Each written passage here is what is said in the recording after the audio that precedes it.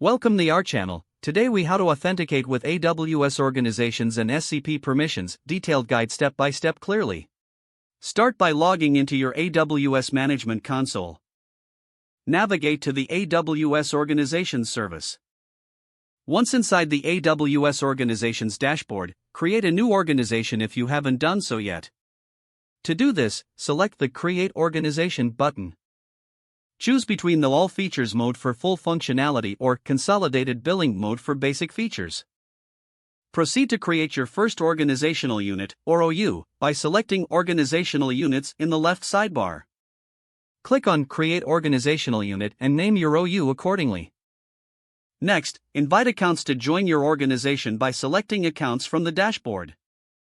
Click on Invite Account and provide the email address associated with the AWS account you wish to invite. The invited account will receive an email with a link to accept the invitation. Now, let's set up Service Control Policies, or SCPs.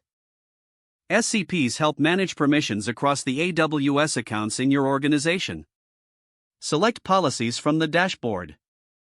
Click on Create Policy to define a new SCP. You need to create a JSON policy document. Specify the permissions you want to allow or deny for the accounts in your organization.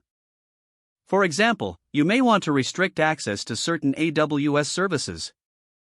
Once your policy is defined, give it a name and description for easy identification. Save the policy and navigate back to the Organizational Units section. Select the OU or account you want to attach the SCP to. Click on Attach and choose the policy you just created from the list. Review your selection and confirm the attachment. Now, it's time to test the SCP to ensure it's working as expected.